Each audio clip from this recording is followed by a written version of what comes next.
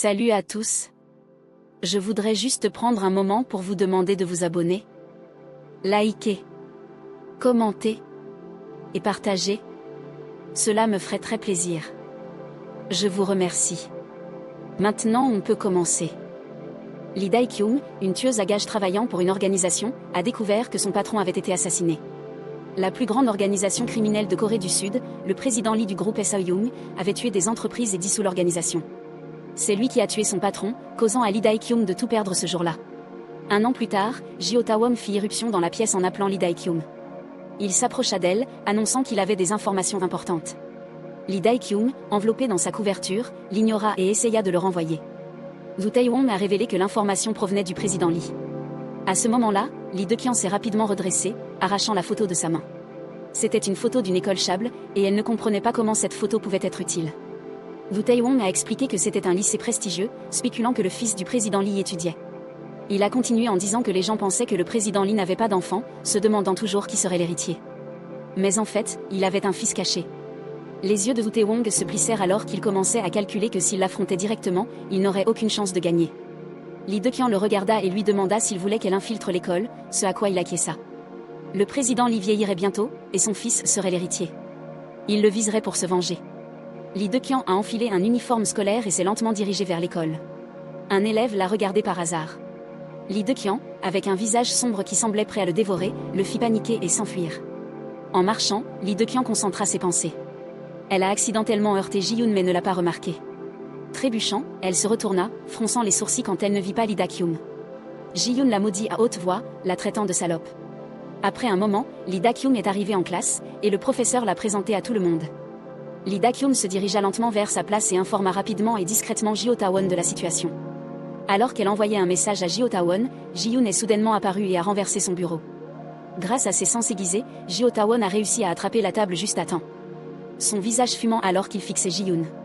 Ji-yoon, voyant la réaction agacée de Lee Dae-kyung, a crié que si elle bousculait quelqu'un, elle devrait au moins s'excuser. Le visage de Lee Dae-kyung s'assombrit, ne comprenant pas ce que Ji-yoon racontait. Ji-yoon se tourna vers son amie à côté d'elle, lui demandant si elle avait entendu parler d'une fille d'affaires qui changeait d'école. Son amie a répondu qu'elle ne savait pas non plus. Ji-yoon a ensuite regardé Lee Dae-kyung avec dédain, disant qu'elle était de niveau 4, apparemment juste une personne chanceuse qui a réussi à entrer. Remarquant le visage sans émotion de Lee Dae-kyung, Ji-yoon commença à expliquer. Dans cette école de Chable, les classes sociales étaient divisées par l'origine familiale. Les hauts fonctionnaires tels que les présidents, les membres de l'Assemblée nationale et les grands propriétaires d'entreprises étaient considérés comme étant de niveau 1 et de niveau 2. En dessous d'eux se trouvaient les moyennes et petites entreprises, les familles de célébrités et les familles ayant un niveau d'éducation élevé. Ceux dont on n'avait jamais entendu parler seraient de niveau 4. Ji-yoon a collé avec mépris une note sur le front de Lee Dae-kyung. La fixant du regard et se moquant du fait que les élèves de niveau 4 comme elle n'étaient pas autorisés à parler à quelqu'un de niveau 2 comme Ji-yoon. Elle a conseillé à Lee Dae-kyung de connaître sa place pendant qu'elle était ici. Ji-yoon se retourna et partit avec ses amis. Après avoir été éclairée par Ji-yoon, Lee Dae-kyung sentit que sa tâche serait désormais plus facile. Elle devait juste trouver des personnes de niveau 1 et de niveau 2. À l'heure du déjeuner, Lee Dae-kyung descendit à la cafétéria pour prendre son repas. Ses yeux brillaient quand elle a réalisé qu'il servait du steak. Elle s'assit à la table à manger, fixant avec excitation le morceau de viande. Juste au moment où Lee Dae-kyung allait prendre une grande bouchée, son téléphone a soudainement vibré avec un message, la surprenant. Son visage s'assombrit en attrapant son téléphone. C'était Woo Tae-won qui la réprimandait pour ne pas l'avoir mis à jour toutes les heures comme il l'avait dit. Agacée, elle lui a répondu par SMS de ne pas gâcher son repas. Woo Tae-won, inquiet que son tempérament ne s'enflamme à l'école, lui a demandé de ne pas faire de scène. Lee Dae-kyung a jeté un regard noir à son téléphone quand Ji-yoon est passé accidentellement à côté de lui. Ji-yoon a directement déversé son repas sur le plateau de Lee Dae-kyung, souriant de manière provocante, prétendant que c'était juste un accident.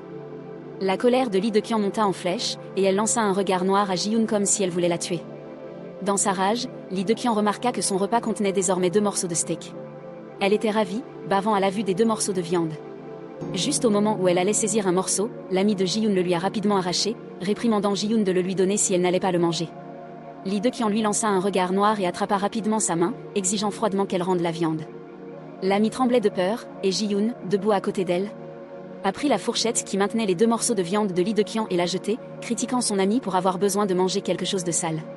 Lee Dae-kyung regarda fixement la direction des 2 morceaux de viande, son sang bouillonnait, et elle ne pouvait plus se retenir. Elle attrapa le col de Ji-yoon d'une main et la jeta sur la table, faisant hurler Ji-yoon de panique. Lee De-kyung resserra son emprise sur le cou de Ji-yoon, levant la fourchette de manière menaçante vers elle, la pointant vers son œil, s'arrêtant juste avant qu'elle ne puisse la percer. À ce moment-là, tout le monde dans la cafétéria était en ébullition. En les regardant, un type blond fixait Lee Da-kyung avec étonnement, semblant impressionné par elle. Ji-yeon, clouée à la table, était si effrayée qu'elle pleurait. Lee Da-kyung s'est progressivement calmée, a soupiré et a posé la fourchette avant de s'éloigner. Ji-yeon était tellement effrayée qu'elle s'est mouillée. Lee Da-kyung soupira en sortant lentement de la cafétéria, regrettant ses actions antérieures. Soudain, le gars blond de tout à l'heure apparut devant elle, en claquant des mains.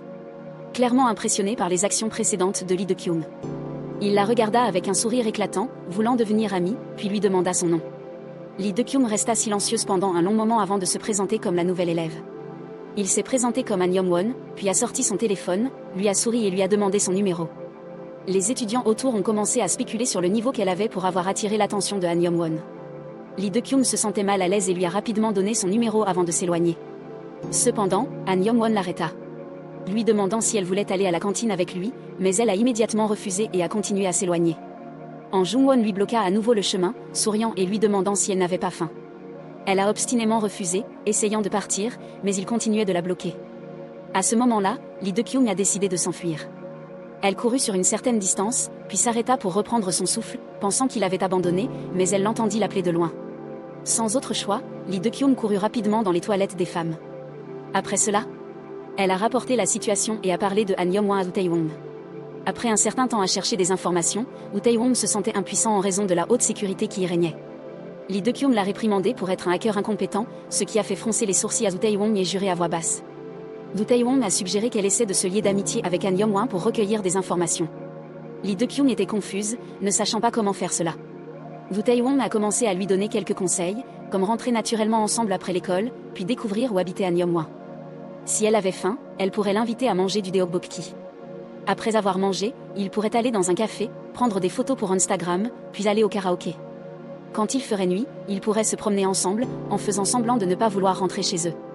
Woo Tae-won a soudainement crié, lui disant de l'inviter à manger des nouilles avant de rentrer chez elle. Lee De-kyung, ne comprenant pas, demanda avec scepticisme si cela fonctionnerait, et il l'affirma avec confiance. Woo Tae-won voulait qu'elle trouve un ami proche à l'école. Cela faciliterait l'apprentissage de l'école. Il lui a rappelé de ne pas oublier d'inviter Han Yong-won pour des nouilles, et Lee De-kyung a répondu avant de raccrocher. Elle sortit lentement, en jetant un coup d'œil autour d'elle. Alors qu'elle marchait pensivement, elle entendit soudain la voix en colère de Ji-yeon exigeant d'un gars qu'il lui donne son téléphone. Won-jun lança un regard noir à Ji-yeon, se demandant pourquoi il devrait lui donner son téléphone. Ji-yeon a crié avec colère à Won-jun de supprimer rapidement la photo qu'il avait prise d'elle à la cafétéria. Lee De-kyung, perdu dans ses pensées, s'approchait d'eux. Won-jun a continué à défier Ji-yeon, utilisant le passé de Ji-yeon pour l'intimider. Ensuite, Won-jun a continué à la harceler, menaçant de publier cette photo sur Facebook, ce qui a fait paniquer Ji-yeon et l'a poussé à se précipiter pour l'arrêter. À ce moment-là, Lee De-kyung est soudainement apparu, attrapant la main de Won-jun et demandant à Ji-yeon ce qui se passait. Ji-yeon balbutia, expliquant que Won-jun était sur le point de publier une photo d'elle sur Facebook. En entendant cela, Lee De-kyung était stupéfait d'apprendre que Ji-yeon était victime de harcèlement. Won-jun, sentant la poigne de Lee De-kyung se resserrer, a demandé avec colère si elle voulait mourir. Il a même menacé de la frapper. Mais Lee De-kyung a rapidement arraché le téléphone de sa main et l'a remis à Ji-yoon, lui disant de supprimer la photo. Won-jun, furieux, a balancé son poing vers Lee De-kyung, mais elle l'a facilement esquivé. Lee De-kyung a pressé sa main contre sa mâchoire, faisant perdre une dent à Won-jun, puis il s'est évanoui. Kim Yoon-ta, témoin de cela, resta figé de peur, les observant aller Ji-yoon. Après un moment, Kim Yoon-ta a réveillé Jae-young et a commencé à lui raconter que Won-jun avait été battu. Jae-young regarda dans la direction que Kim Yoon-ta lui indiquait, qui était Lee Da-kyung, le laissant un peu surpris. Lee Da-kyung et Ji-eun étaient assises dans un coin des escaliers. Lee Da-kyung mangeait joyeusement tandis que Ji-eun ne pouvait que s'asseoir à côté d'elle parce qu'elle était au régime. Ji-eun se demandait si Lee Da-kyung venait d'une famille de niveau 1 pour avoir le courage de se battre ainsi. À ce moment-là, Lee Da-kyung s'est excusé de manière proactive pour ses actions antérieures. Et Ji-eun s'excusa maladroitement d'en faire trop. Ensuite, Lee De-kyung a demandé à Ji-eun quel genre de personne était Han Yong-won. Ji-eun, surprise, taquina Lee De-kyung, lui demandant si elle l'aimait. Lee De-kyung la regarda fixement, serrant le carton de lait dans sa main. Ji-eun s'excusa rapidement et commença à lui parler de Han Yong-won. Dès le premier jour d'école, les aînés s'étaient rassemblés pour observer les nouveaux étudiants. Le fils du ministre des Affaires étrangères, Woo Kyung-sik, Han Yong-won avait attiré l'attention de ce senior. Han Yong-won n'était pas célèbre, donc il était considéré comme étant de niveau 4. Peut-être était-ce parce que Han Jung-won ne le traitait pas bien, que ce seigneur le harcelait continuellement et sévèrement. Cependant, Han Jung-won réussissait toujours à s'en sortir facilement. Mais un jour, pendant le cours d'art, ce seigneur a renversé de l'eau sur Han Jung-won. Han Jung-won, d'habitude joyeux et indulgent, était étrangement différent ce jour-là. Mais il a décidé de continuer à l'ignorer. Le lendemain, ce seigneur a soudainement disparu. Ji-eun a continué, disant qu'à cause de cela, tout le monde pensait que Han Jung-won avait un puissant soutien. Ji-eun a ri en disant que les gens spéculaient que Han Jung-won avait peut-être tué quelqu'un. Soudain, Han Jung-won apparut à côté des deux, curieux de savoir s'il avait vraiment tué quelqu'un, disant que son imagination était trop riche. Han Jung-won était apparu à côté de Lee Da-kyung sans qu'elle ne s'en aperçoive, la faisant se figer de surprise. Après un moment, Lee Da-kyung a précipitamment tiré Han Jung-won à l'écart, le pressant contre le mur et lui demandant pourquoi il continuait de la suivre. Han Jung-won sourit vivement et répondit qu'il était curieux à son sujet. Lee Da-kyung le regarda impuissante et lui demanda s'il l'aimait.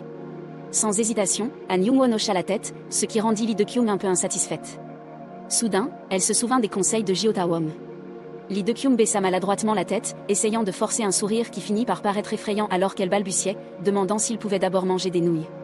Han Jung-won, perplexe, lui a demandé si elle voulait manger des nouilles chez lui. Lee Da-kyung a forcé un sourire et a répondu. L'avoir ainsi fit rire Han Jung-won. Et il a accepté d'aller manger des nouilles après l'école. Après le cours, alors que Lee Da-kyung rangeait ses livres pour partir, elle remarqua Han Jung-won qui l'attendait à la porte de la classe. Ils rentrèrent ensemble. Han Jung-won se demandait pourquoi elle avait soudainement mentionné les nouilles instantanées alors qu'elle l'avait évité plus tôt. Lee Da-kyung, se sentant troublée, essaya d'expliquer qu'elle voulait se rapprocher de lui. Elle a ensuite demandé si ses parents étaient à la maison, craignant que sa visite soudaine ne soit une gêne. Han Jung-won a calmement répondu qu'il vivait seul, ce qui a fait réaliser à Lee Da-kyung. Il la regarda, se demandant si elle était d'accord pour rendre visite à un gars qu'elle venait de rencontrer pour la première fois, insinuant des dangers possibles. Lee Da-kyung était perplexe, ne comprenant pas de quel genre de danger il parlait. Finalement, ils arrivèrent chez lui. Lee Da-kyung jeta un coup d'œil timide autour de lui avant d'entrer. Bien que Han Jung-won vive seul, sa chambre était très ordonnée et propre. Il lui a demandé ce qu'elle voulait boire et est allé dans la cuisine pour lui chercher de l'eau. Il lui a également proposé de lui faire visiter la maison pendant qu'il cuisinait les nouilles, saisissant l'opportunité. Lee Da-kyung s'approcha de son ordinateur, brancha sa clé USB et commença à extraire des données. En faisant cela, elle a accidentellement aperçu un album. Lee Da-kyung s'assit lentement et commença à regarder ses photos d'enfance. Elle fut surprise de voir qu'il n'avait pas beaucoup changé depuis qu'il était petit, mais ses expressions étaient toujours les mêmes, sans émotion. Alors que Lee Da-kyung essayait de trouver une photo de lui avec sa famille, Han Jung-won l'appela depuis la cuisine, la surprenant. Il lui a demandé si elle voulait des œufs, à quoi elle a répondu qu'elle en voulait 2. Lee Da-kyung a ensuite demandé du jus d'aloe vera, et Han Jung-won a accepté, disant qu'il était dans le réfrigérateur. Alors qu'elle se dirigeait vers le réfrigérateur, elle a accidentellement heurté le bol de nouilles qu'il venait de préparer, le renversant sur lui. Paniquée, Lee Da-kyung l'a précipité dans la salle de bain pour apaiser ses brûlures. Han Jung-won a lentement enlevé sa chemise, insistant sur le fait qu'il allait bien, ce qui a mis Lee Da-kyung en colère et l'a réprimandé. Frustrée, elle se demandait pourquoi elle avait rencontré autant d'accidents aujourd'hui. Elle remarqua ensuite que son corps ne semblait pas trop maigre. Il avait l'air bien soigné. Alors que Lee Da-kyung était plongé dans ses pensées, Han Jung-won se sentait gênée par son regard constant. Elle réalisa soudainement et rougit, détournant le regard. Elle le réprimanda à nouveau et lui ordonna de rester dans la baignoire pendant 10 minutes avant de sortir. Lee Da-kyung s'assit sur le canapé en attendant Han Jung-won, regrettant encore les nouilles qui avaient été gâchées. Finalement, Han Jung-won sortit, et elle commença à bander sa brûlure. Il continuait à la fixer, ce qui la rendait curieuse de savoir pourquoi il la regardait avec tant d'intensité. Han Jung-won gloussa, disant qu'elle avait manipulé Ji-yoon et soigné sa blessure avec une grande habileté, comme un agent secret. Son commentaire a touché un point sensible, la faisant réagir et bander sa blessure plus rudement. Après avoir terminé le bandage, Lee Da-kyung lui a demandé de s'asseoir et lui a dit de répondre honnêtement à ses questions. Elle le fixa et lui demanda quand et pourquoi il avait commencé à vivre seul.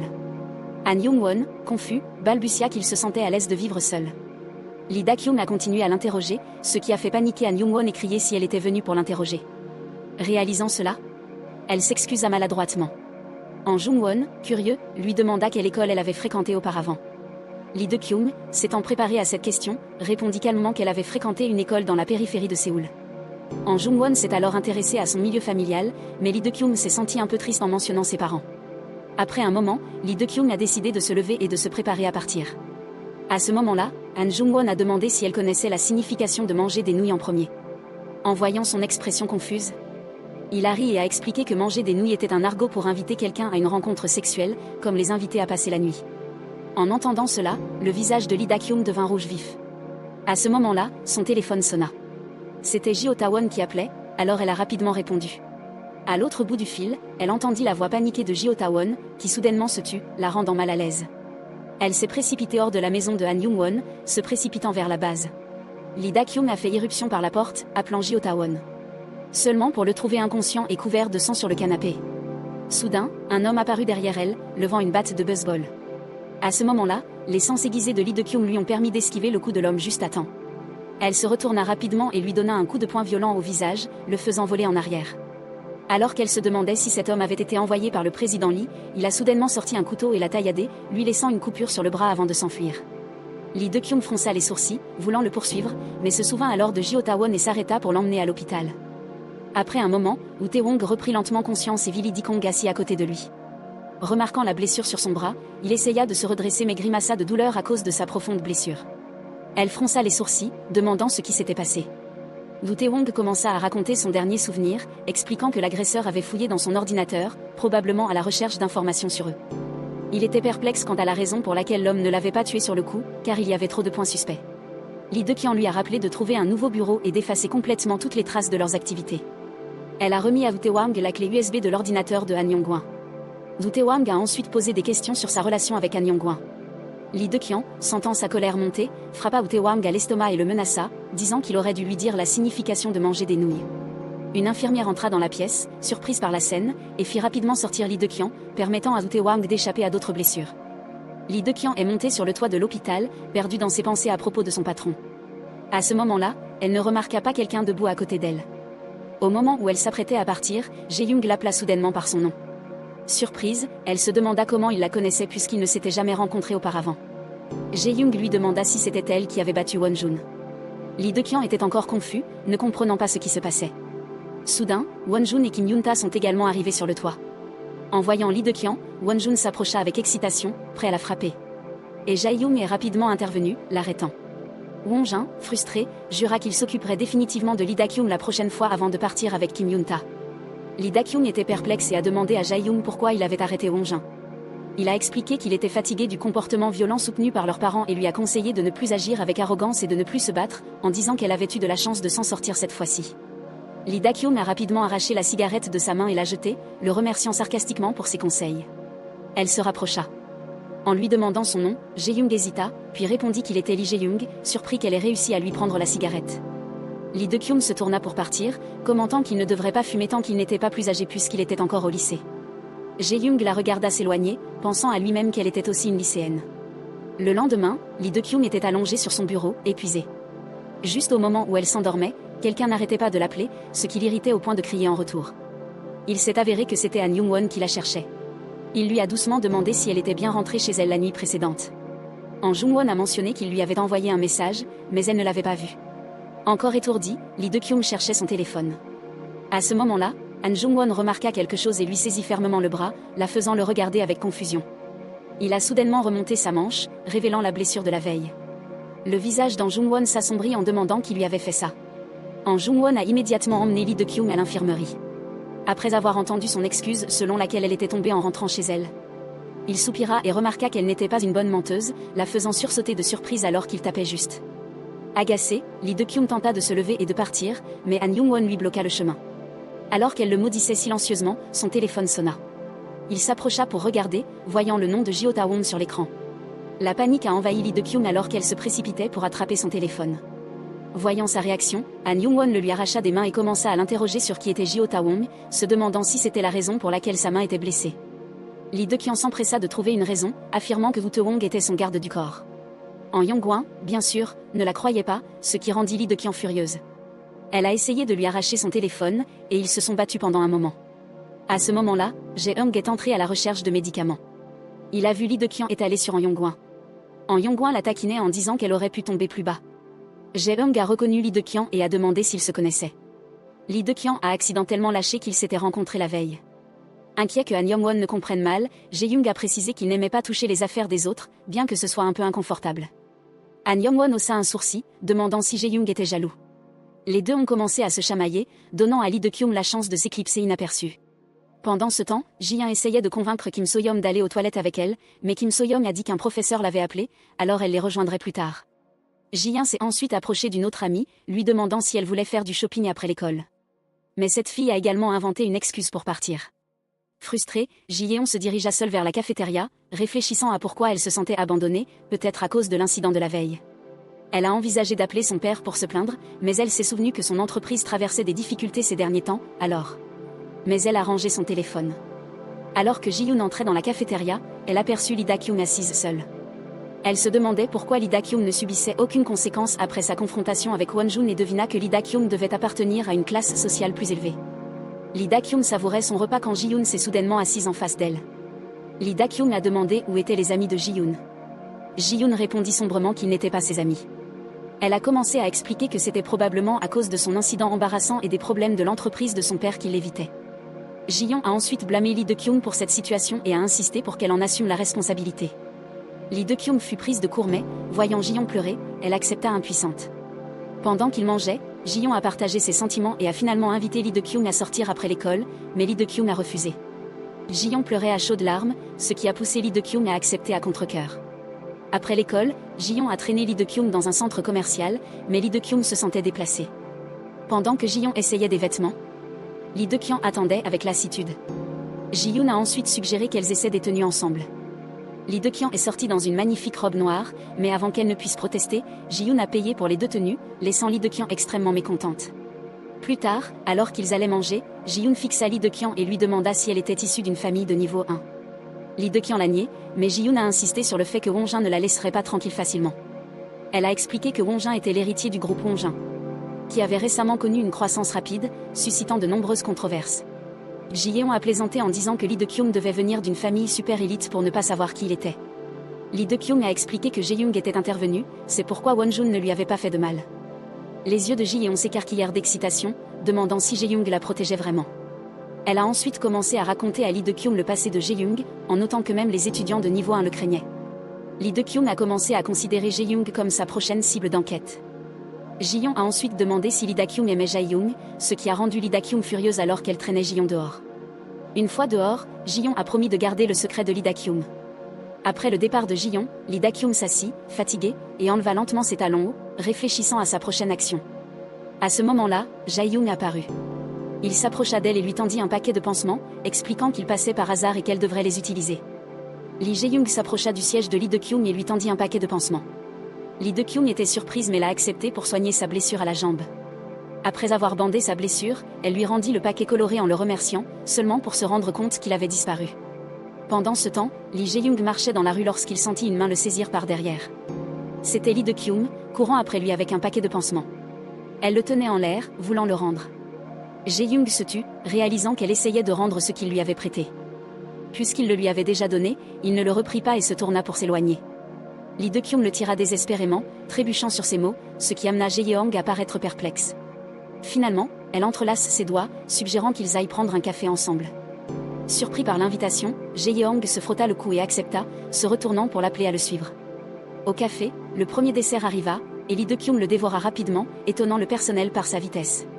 Elle était tellement absorbée par la délicatesse qu'elle se souvint soudainement de sa mission d'enquête. Elle a saisi l'occasion de sonder Lee Jae-young, en lui demandant s'il était sorti récemment. Jae-young se détourna, fixant la fenêtre en silence. Soudain, il changea de ton, lui demandant directement qui l'avait envoyé. La question inattendue a pris Lee Da-kyung au dépourvu, et Jae-young a continué à souligner des détails suspects, comme son habileté en arts martiaux et l'obscurité de ses dossiers de transfert scolaire, ce qui l'a choqué. Lee Da-kyung se tut, réalisant qu'elle aurait pu être exposée trop tôt. Elle essaya de rester calme en pressant son bras contre le couteau caché sous ses vêtements. Tentant d'utiliser des tactiques psychologiques, Lee Da-kyung s'est défendu en disant que les arts martiaux étaient pour l'autodéfense et avaient été un hobby d'enfance. Se demandant si Jae-young avait des intérêts similaires, Jae-young est resté impassible, déclarant qu'il était à l'école de Jotawon depuis 5 ans. Alors pourquoi aurait-il besoin de cacher sa véritable identité? Les yeux de Lee Da-kyung se rétrécirent brusquement et Jae-young l'interrompit rapidement, suggérant qu'il change de sujet pour éviter de la mettre en colère. Lee Da-kyung prit une gorgée de sa boisson, essayant de se calmer. Jae-young a soudainement demandé si elle sortait avec Han Jung-won. La question a choqué Lee Da-kyung, et elle l'a immédiatement nié. Des images d'elle épinglant Han Jung-won ont traversé son esprit, mais elle les a rapidement écartées, niant tout. Recevant sa réponse, Jae-young se leva pour partir. Voyant qu'elle n'avait pas recueilli beaucoup d'informations, Lee Da-kyung se prépara également à partir. Mais à ce moment-là, son talon haut a glissé. la faisant trébucher vers l'avant. Jae-young a instinctivement attrapé son bras, l'empêchant de tomber. Il lui a dit impuissant de s'accrocher à lui pour garder l'équilibre. Alors, ils sortirent du café main dans la main. Après avoir marché sur une courte distance, Lee Da-kyung se pencha pour enlever ses talons pour plus de confort. À ce moment-là, elle jeta instinctivement un coup d'œil en arrière, sentant que quelqu'un l'observait. Jae-young l'a remarqué et lui a demandé si elle allait bien. Lee Da-kyung a répondu qu'elle allait bien et a demandé s'il avait un garde du corps qui le suivait. Jae-young a dit qu'il n'en avait pas. Mais Lee Da-kyung le regarda avec suspicion. À ce moment-là, la voiture de Ji Ta-won est passée, et il les a salués, en leur demandant de manière taquine s'ils sortaient ensemble. Lee Da-kyung l'interrompit rapidement, ouvrant la portière de la voiture pour dire au revoir à Jae-young. Dans la voiture, Jae-young a continué à la taquiner à propos de sa nouvelle tenue, lui demandant si la personne qu'il avait vue plus tôt était Han Jung-won. Lee Da-kyung a nié, mais en jetant un coup d'œil dans le rétroviseur, elle a remarqué une ombre qui les suivait. Cependant, aucun d'eux ne se retourna pour vérifier et ils continuèrent leur chemin. Une fois que la voiture fut hors de vue, Jae-young sortit une cigarette et l'alluma. Alors qu'il tirait une bouffée, un groupe de gardes du corps apparut soudainement autour de lui, confirmant les soupçons de Lee Da-kyung. L'un des gardes hésita à mentionner quelque chose à propos de la veille. Jae-young, avec une attitude féroce, a immédiatement demandé pourquoi il n'avait pas nettoyé le désordre d'hier. Dehors, il pleuvait à verse.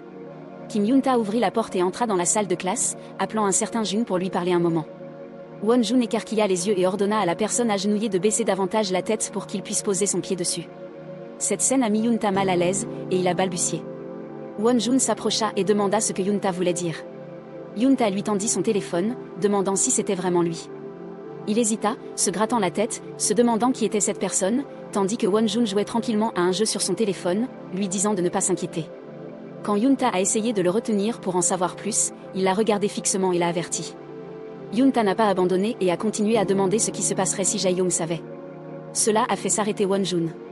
Visiblement agacé, Won-jun a appelé le gars à lunettes plus près et l'a frappé au visage avec une grande force. Les autres élèves de la classe semblaient trop habitués à cette scène, et personne n'intervenait.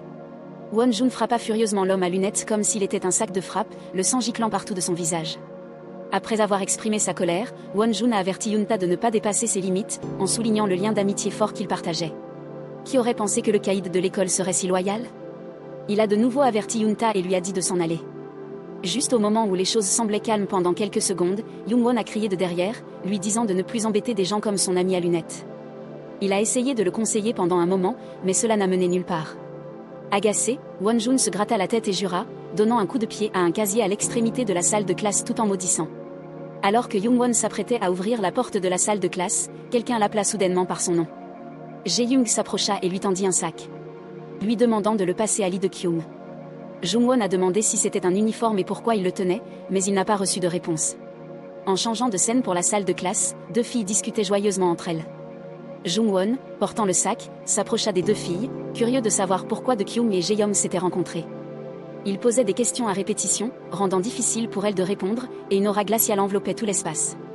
Pendant que les deux se disputaient pour savoir pourquoi les vêtements de Da-kyung étaient en possession de Jae-young, Ji-yoon croisa les bras et les regarda. Souriant. Elle se demandait si Dae-young était allé rencontrer Jae-young après leur rupture. Serait-ce un triangle amoureux?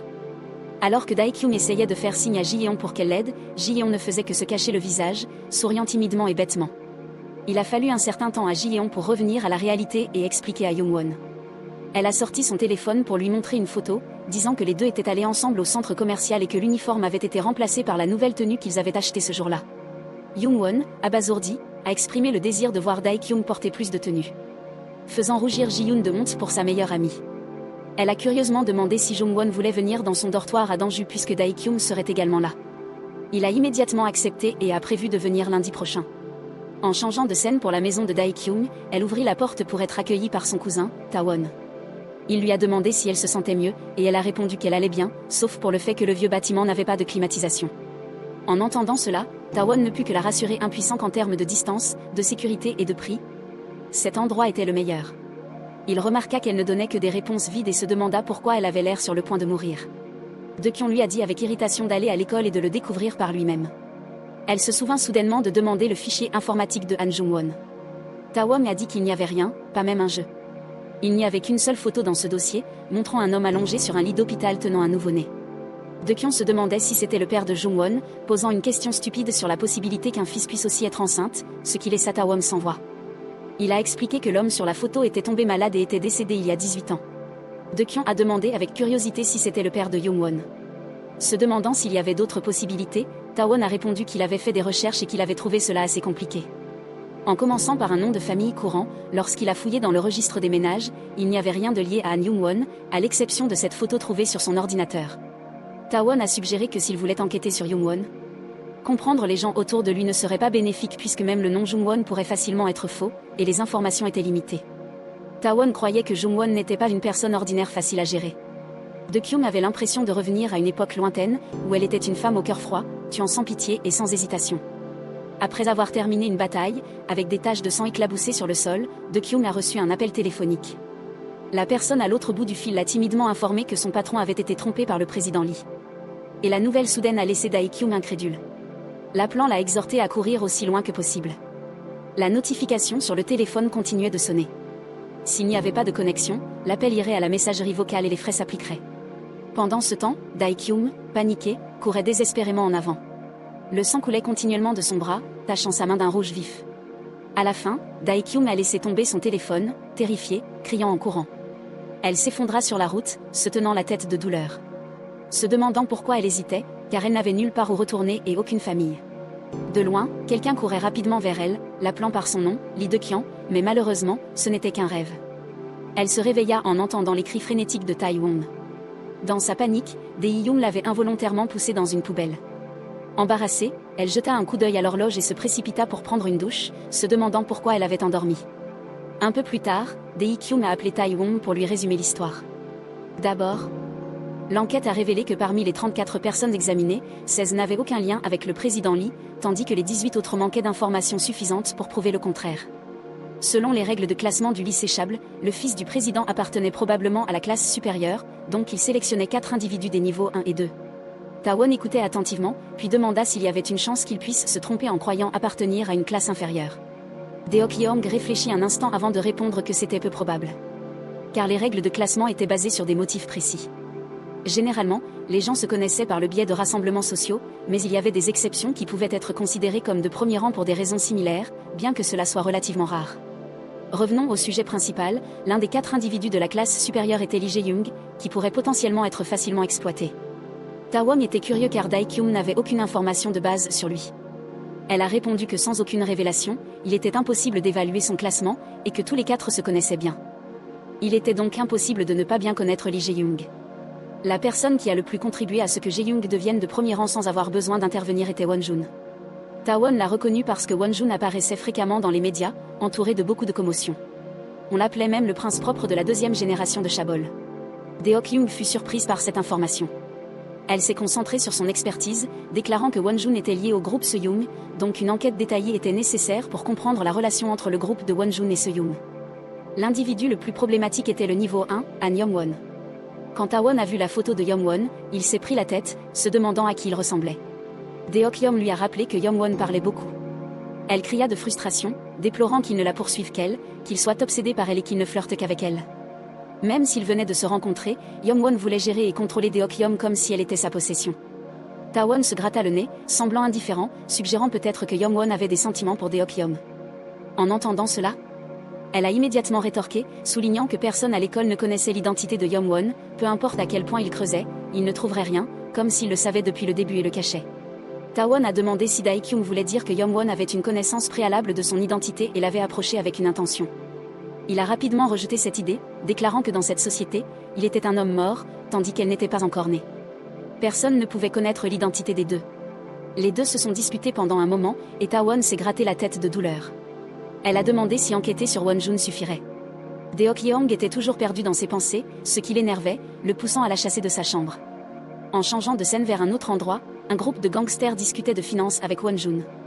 Il prit son téléphone, le parcourant jusqu'à trouver une photo, qu'il montra aux 2 hommes, leur rappelant de trouver la fille aux cheveux noirs sur l'image, de ne pas la confondre avec celle aux cheveux roses. L'autre partie a demandé si c'était une étudiante. Si c'est le cas, il peut s'en occuper seul. Won-jun l'a averti que Dae-kyung ne devait pas être sous-estimé. Elle lui avait cassé une dent du bas, le laissant furieux au point de garder cette rancune jusqu'à sa mort. Les 2 hommes lui sourirent avec mépris, se moquant de lui pour s'être fait battre par une petite fille et devoir se faire poser une nouvelle dent. Won-jun rétorqua que s'il pouvait le faire, il l'aurait déjà fait. L'autre partie lui a rappelé de ne pas s'inquiéter de traiter avec Dae-kyung, mais de préparer plutôt un paiement généreux. L'homme chauve a fait défiler son téléphone, demandant à la personne à côté de lui si ce n'était pas la fille que Won-jun avait désignée, curieux de voir. L'homme chauve agita la main, disant que cela s'était passé il y a 20 ans et qu'il ne restait plus rien maintenant. Won-jun restait curieux de le voir. L'homme chauve lui tendit le téléphone, et dès que Won-jun y jeta un coup d'œil, il sourit. Il riait de façon maniaque. Les deux hommes le virent agir comme un fou et se levèrent pour partir. Won-jun était assis seul dans la pièce, appelant le nom de Lee Dae-kyung, souriant comme s'il avait découvert quelque chose de bouleversant à son sujet. Lee Dae-kyung était paresseusement allongée sur son bureau pendant que le professeur continuait de donner son cours. Elle ouvrit progressivement les yeux et vit Han Yong-won assis à côté d'elle, la regardant. Surprise, Lee Dae-kyung se redressa rapidement, étonnée de le voir, et lui demanda pourquoi il était là. Pendant ce temps, Wang Ji-yoon était assise dans un autre coin de la salle de classe, étirant ses bras paresseusement. Elle se frotta les yeux avec agacement parce que la dernière heure était un cours de maths. Wang Ji-yoon regarda vers le coin de la salle de classe où Lee Dae-kyung était assise avec Yong-won et appela Lee Dae-kyung à haute voix.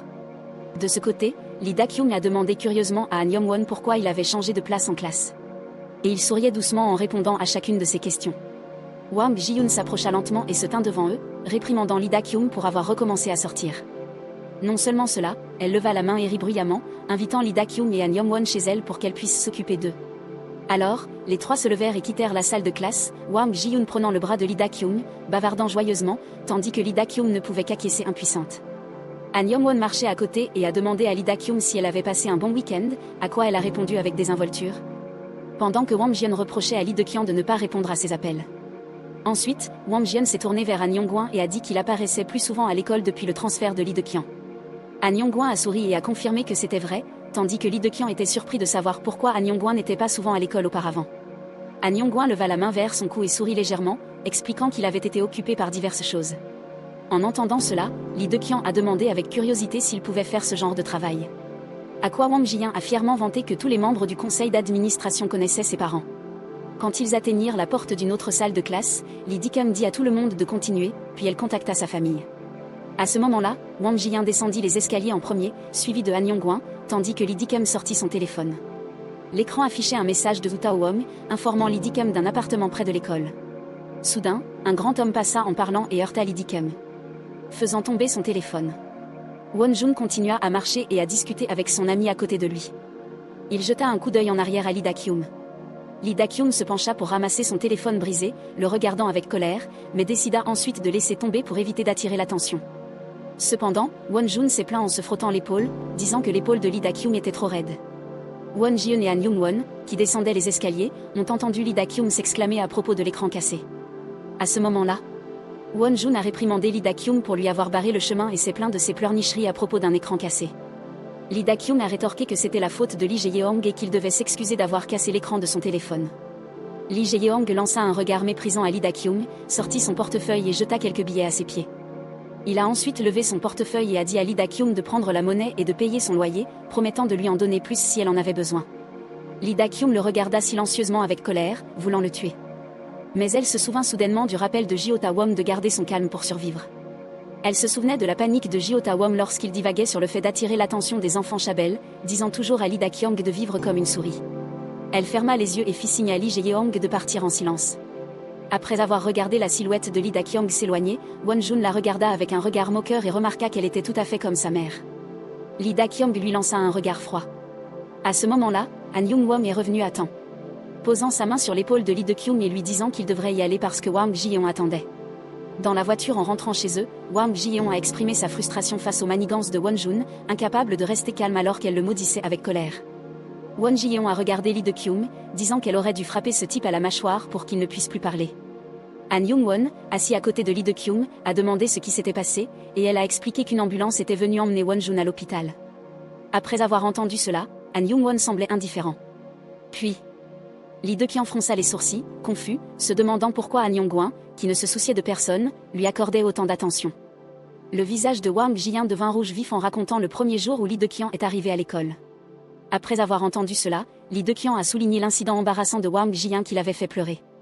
Non seulement cela, Wang Ji-yeon a ajouté quelques remarques taquines sur Lee Dae-kyung, la laissant sans voix. Mais Wang Ji-yeon est devenu sérieux, déclarant que Won-jun n'était pas quelqu'un avec qui il fallait plaisanter. Han Yong-won a ajouté qu'il était de mauvaise humeur et sale, quelqu'un à éviter. Soudain, Lee De-kyung a posé des questions sur le groupe Si-young, faisant pâlir le visage de Wang Ji-hyun.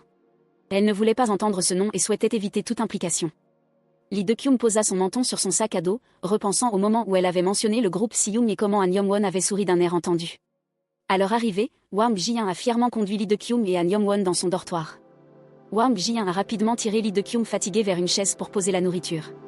Ensuite, elle a pris son téléphone et a demandé aux deux ce qu'il voulait commander, juste au moment où son téléphone sonna. Elle paniqua, se redressa et s'exclama que son père appelait sur FaceTime, faisant sursauter Lee De-kyung. Mais Lee De-kyung ne comprenait pas pourquoi Wang Ji-hyun ne répondait pas, alors qu'elle se levait, s'agitant pour éviter d'être découverte avec un gars dans la maison. Wang Ji-hyun a rapidement poussé Lee De-kyung et Han Yong-won dans un placard pour se cacher, puis a commencé à répondre au téléphone. La voix de son père retentit, demandant pourquoi elle n'était pas à la maison mais au dortoir, et il devait s'assurer que sa princesse n'était pas à l'école aujourd'hui. Wang Ji-hyun répondait rapidement à chacune de ces questions. À ce moment-là, Lee De-kyung et Han Jung-won se tenaient côte à côte dans le placard, la main de Lee De-kyung reposant sur le corps de Han Jung-won. Elle leva brusquement la tête et il leva la main pour lui faire signe de se taire. Han Jung-won et De-kyung étaient dans le placard, dans l'espace exigu. Ils devaient rester silencieux tout en se tenant près l'un de l'autre. Ji-yoon et Monsieur Wang discutaient au téléphone quand soudain un bruit est venu du vestiaire derrière elle. Monsieur Wang a demandé ce que c'était que ce bruit, et Ji-yoon a commencé à transpirer à grosses gouttes. Incapable de savoir comment réagir. À l'intérieur de l'armoire, Han Yong-won et De-kyung se tenaient proches l'un de l'autre dans une position très intime, tous deux silencieux, n'osant pas faire le moindre bruit. Ils ne pouvaient qu'entendre Ji-yoon rire maladroitement et dire que c'était probablement juste un paquet tombé, essayant de minimiser la situation. De-kyung se sentait un peu gêné face à Han Yong-won, tandis qu'à l'extérieur, Ji-yoon essayait de changer de sujet, mais Monsieur Wang n'était pas facilement dupe. Il l'interrompit, affirmant qu'il semblait y avoir un bruit dans le vestiaire. Ji-yoon a levé son téléphone devant le vestiaire pour lui prouver qu'il n'y avait rien, mais le visage sombre de son père est apparu à l'écran, comme s'il scrutait toute la pièce à travers le téléphone. De-kyung se dit qu'elle n'était pas un garçon, alors pourquoi devait-elle se cacher ainsi ? Se souvenant soudainement de quelque chose, elle réalisa que si c'était le père de Ji-yoon, cela pourrait être bénéfique pour son enquête. Ji-yoon, les mains sur les hanches, tenait son téléphone levé devant le vestiaire, se plaignant à M mais ensuite l'armoire à côté d'eux fit un léger bruit. Monsieur Wang a crié avec colère qu'il l'avait entendu. Ji-yoon était tellement inquiète qu'elle a resserré sa prise sur son téléphone, prétendant être calme en expliquant que cela venait de son côté, pas du sien. Monsieur Wang croisa les bras, méfiant envers elle. Il s'y opposait avec véhémence, exigeant qu'elle ne s'associe pas avec quelqu'un nommé Jun-won ou quiconque comme lui. Ji-yoon s'effondra, les larmes coulant sur son visage, demandant de quoi parlait son père. Il insistait pour savoir qui se trouvait dans l'armoire. À ce moment précis, il vit la porte de l'armoire s'ouvrir en grand. Et il pensa aux choses effrayantes, lui ordonnant d'inviter un chaman. Ji-yoon se tenait devant l'armoire, regardant à l'intérieur, momentanément silencieuse. Monsieur Wang l'appela anxieusement, pensant qu'elle était sous un sort. Elle a pointé son téléphone dans l'armoire, et Monsieur Wang a paniqué, criant pour chasser les fantômes. En l'entendant divaguer, Ji-yoon lui demanda avec colère s'il avait vu quelque chose. Pendant ce temps, sous l'armoire, De-kyung était allongé sur Han Yong-won, sa bouche fermée hermétiquement. Elle lui attrapa les cheveux, se débattant, mais c'était inutile. Han Jung-won serra les lèvres, souriant impuissant en entendant Ji-yoon prononcer quelques mots avant de lui dire de raccrocher. Tous les trois poussèrent un soupir de soulagement, et Da-kyung lutta pour se dégager de Han Jung-won. Ji-yeon sourit et s'excusa, mais avant qu'elle ne puisse s'expliquer complètement, un cintre lui frappa soudainement le visage. Elle grimace de douleur, se tenant le visage, tandis que Da-kyung exige avec colère de rentrer à la maison. Malgré le visage rouge de Ji-yeon, elle restait imperturbable, attrapant rapidement le bras de Da-kyung, l'incitant à rester pour le dîner puisque son père avait commandé de la nourriture. Le visage de Lee Dike-yang s'assombrit, et elle ne répondit pas. Un moment plus tard, Dike-yang s'assit entre les deux, se servant continuellement de la nourriture. Ji-yoon, assis à côté d'elle, était heureux de l'avoir bien mangé, tandis que Han Yong-won était assis à côté, observant Dike-yang. Il lui a demandé à quelle heure elle rentrerait chez elle, et elle s'est tournée pour répondre qu'elle partirait après avoir mangé. Après un moment, il lui a proposé de la ramener chez elle, et Ji-yoon, tout en se remplissant la bouche, regardait le spectacle. De-kyung a froidement répondu qu'elle ne voulait pas, et Han Jung-won a demandé pourquoi. Elle a froidement répondu qu'elle n'aimait pas ça, et qu'être autour de lui était plein de problèmes. En entendant cela, Ji-yoon n'a pas pu s'empêcher de recracher sa nourriture de surprise. Elle ne s'attendait pas à ce que le beau Han Jung-won soit rejeté si froidement. Elle se tourna pour regarder son expression légèrement choquée, ainsi que ce regard sérieux. Ji-yoon avait envie d'éclater de rire. C'était la première fois qu'elle assistait à des événements aussi dramatiques depuis le début de l'école. De-kyung la regarda avec un sourire étrange. Han Jung-won prit un verre d'eau, déclarant qu'il comprenait mais insistait toujours pour la ramener chez elle. De-kyung ne comprenait pas pourquoi il insistait autant. Il a mentionné avec désinvolture que c'était parce qu'il était inquiet. Il avait peur de Wonjun. Mais avant qu'il ne puisse finir, Dae-kyung l'interrompit avec assurance, disant que même s'il y avait 100 gars comme lui, cela ne la dérangerait pas. Ji-in pensait qu'elle plaisantait et a ri, puis s'est tournée vers le film d'action diffusé à la télévision, disant qu'elle se sentait un peu comme ces organisations violentes. Sentant une vive douleur dans son cœur, De-kyung saisit son verre d'eau, tremblante, se demandant si elle avait été démasquée. Ji-yoon remarqua qu'elle transpirait et lui demanda si elle avait chaud. Elle regarda la télévision, perplexe quant à la raison pour laquelle les organisations violentes enveloppaient toujours leurs couteaux de tissu. C'était l'expertise de De-kyung, et elle expliqua avec compétence que c'était parce que si le couteau était lisse, il glisserait facilement de la main. En Jung-won a ensuite demandé « Qu'en est-il du manche ?» Elle a naturellement expliqué chaque détail, et les deux ont échangé des réflexions sur le sujet. Ji-yoon, se sentant exclue, intervint en disant qu'elle n'en savait rien. Han Yong-won se contenta de sourire, affirmant que la question était facile à comprendre si l'on y réfléchissait un instant. Ils ont continué leur discussion aller-retour, et Dae-kyung n'a pas pu s'empêcher de rire de l'expression agacée de Ji-yoon. Elle regarda Han Yong-won, légèrement confuse, et lui demanda ce qu'il regardait. Il rougit légèrement, répondant que c'était la première fois qu'il voyait Dae-kyung sourire. Ji-yoon a également renchéri, acquiesçant, et Dae-kyung a senti qu'elle souriait un peu trop. Mais dans l'esprit de Ji-yoon et Yong-won, il ne se souvenait que des images d'elle souriant comme si elle voulait frapper quelqu'un. Ji-yoon ne voulait plus se disputer et s'allongea sur le canapé, louant sa nouvelle célébrité. Dae-kyung la regarda, se demandant pourquoi elle était célèbre. Elle a averti Ji-yoon que s'allonger après avoir mangé entraînerait un ventre plein, mais Ji-yoon l'a ignoré. Ji-yoon venait juste de dire que Dae-kyung sortait avec Lee Jae-young quand Dae-kyung lui a sauté sur le dos. Les deux, l'un au-dessus et l'autre en dessous, se parlaient.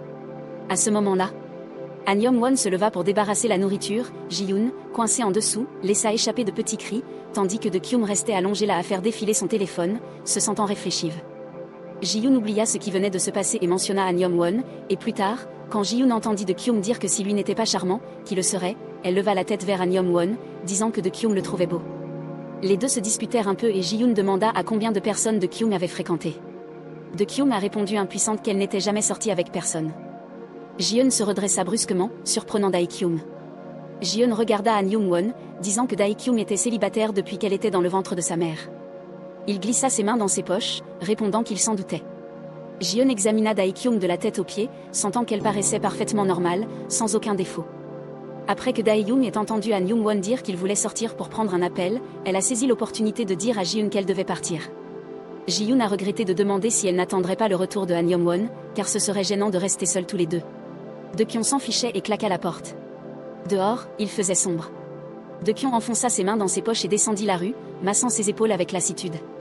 Elle se souvenait des mots de Han Yong-won plus tôt, lorsqu'il avait dit qu'il était inquiet. Ses yeux étaient remplis de contemplation alors qu'elle se demandait qui s'inquiétait vraiment pour qui. Il ne savait même pas qu'elle venait à l'école pour tuer. Elle se souvenait de Han Yong-won et de Ji-yoon. Leur amitié et leur connexion ordinaire, qui ressemblait aux émotions de l'amour ordinaire, la mettaient mal à l'aise. Elle pensait peut-être que c'était parce qu'elle allait être ébranlée par ses sentiments, et elle continuait à réfléchir en entrant dans une ruelle voisine. Peut-être parce qu'elle était en uniforme et qu'elle se livrait à des pitreries d'étudiante, elle avait baissé sa garde. Elle se dit qu'à partir de demain, elle devrait recommencer à zéro.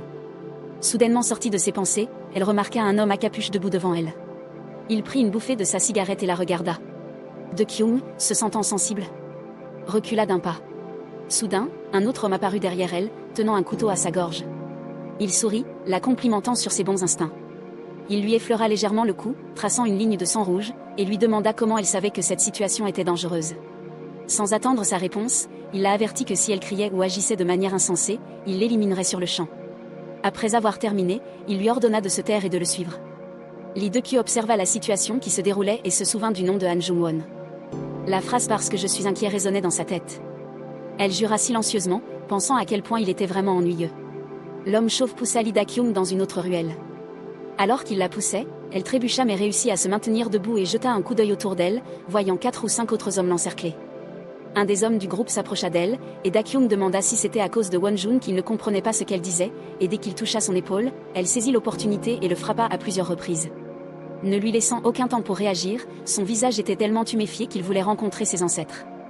Un autre homme, voyant cela, la maudit et se précipita en avant, essayant de l'attraper. De-kyung esquiva rapidement et lui donna un coup de pied à la bouche, le mettant à terre en un instant. Après avoir facilement éliminé 2 hommes, un autre a tenté de profiter de l'ouverture en l'attaquant par derrière avec un couteau. Bien sûr, elle l'a remarqué et s'est rapidement penchée en arrière, mais malheureusement, elle a été coupée au bras, et cette blessure a directement enflammé sa rage. Après avoir esquivé, elle lui a rapidement asséné un coup de coude au visage, suivi d'une gifle qui a aplati son visage contre le mur. Elle ramassa le couteau et banda froidement son bras, ressemblant à une bête assoiffée de sang. Les hommes restants la regardaient avec peur, tandis que l'homme chauve semblait excité de voir un adversaire digne de lui. Il s'avança, reconnaissant qu'elle n'était pas une fille ordinaire, affirmant qu'elle avait beaucoup combattu. Il leva les poings avec enthousiasme et demanda de manière provocatrice si elle avait déjà vécu un champ de bataille comme celui-ci. De Kyum ne voulait pas écouter ses divagations et s'est précipité sur lui, le frappant directement au visage. Juste au moment où elle terminait son mouvement, elle fut surprise de baisser les yeux et de voir l'homme chauve sortir un couteau, visant son estomac. Il l'attrapa à la gorge et la poussa violemment contre le mur. De Kyum lutta pour retenir le couteau qui allait la poignarder. Il la regarda et rit, disant que la nature d'un enfant est très sale. Les adultes parlent tandis que les enfants se roulent par terre. Il resserra son emprise sur sa gorge et se pencha plus près. Et pendant qu'il bafouillait encore comme un vieux voisin, elle a rapidement utilisé sa force pour balayer ses jambes et le repousser, reprenant avec succès le dessus.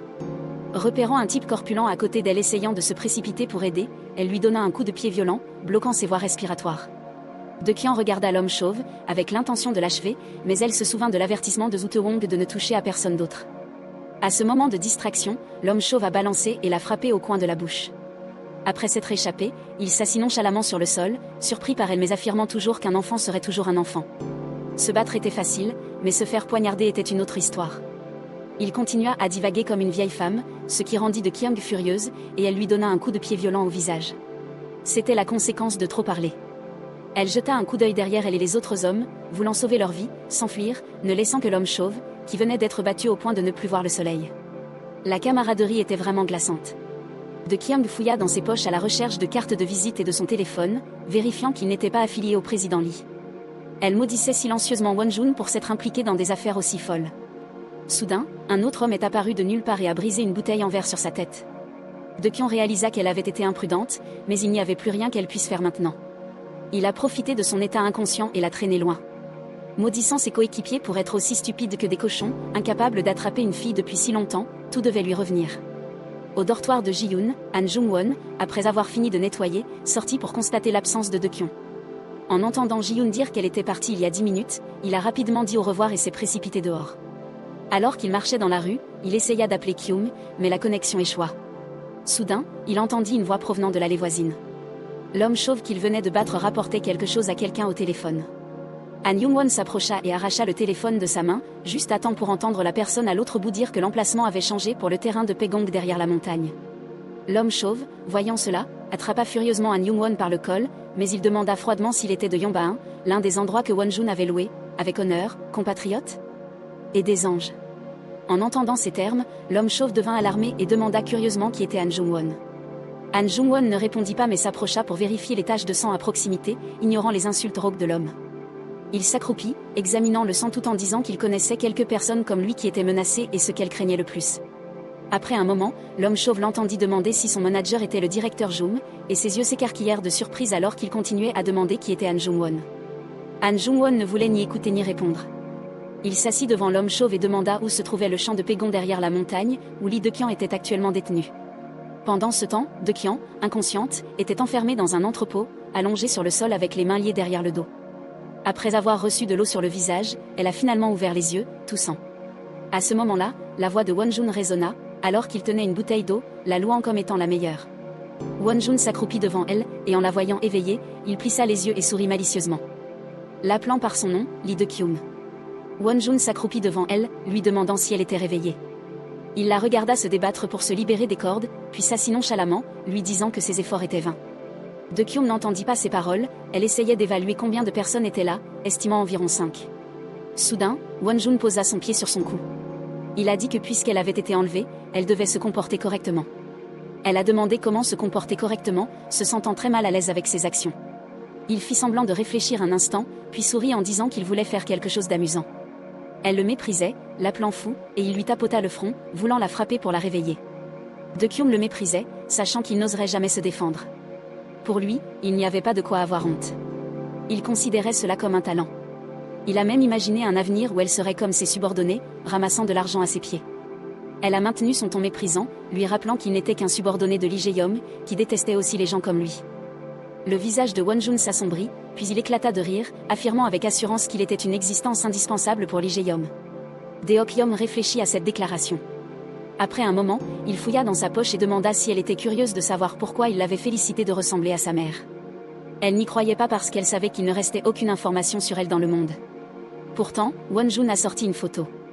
En le voyant, son visage s'est assombri, incapable de croire ses yeux. La photo montrait sa mère en train de boire avec des hommes. Et en arrière-plan se trouvait une image d'elle enfant. Il a placé la photo devant elle, la réprimandant comme une fille ordinaire. Deok-yom, en l'entendant la narguer, lui a répondu. Alors qu'ils se disputaient, il s'est mis en colère et a levé le poing devant elle. Elle ne reculait pas non plus et lui a donné un coup de pied au visage. Il se tenait le visage de douleur et la maudissait. Les membres du gang étaient sur le point de prendre la parole pour lui donner une leçon, mais il a insisté pour s'occuper d'elle lui-même. Il voulait que ses jambes soient inutiles à jamais. Pendant ce temps, Woo Tae-wong attendait anxieusement, ne recevant pas de réponse à ses messages. En regardant l'écran de son ordinateur, il vit que le téléphone de Deok-young avait perdu le signal, ce qui l'incita à quitter la base en urgence. Au même moment, deux des subordonnés de Oh Un-jun se demandaient s'il s'était déjà occupé de son téléphone. Après que Oh Un-jun ait balancé sa batte sur elle, pensant qu'elle s'était évanouie, il a envoyé un de ses hommes vérifier. Mais dès qu'il s'assit devant elle, elle attrapa rapidement son cou, le serrant fort pour qu'il ne puisse pas émettre un son. Un autre homme, le voyant silencieux, s'approcha, seulement pour être repoussé par elle. Deok-yeon avait réussi à dénouer ses cordes d'une manière ou d'une autre. Elle se leva lentement, regardant Won-jun et déclarant qu'il serait le dernier à être traité. En entendant cela, son visage changea soudainement, la regardant avec effroi.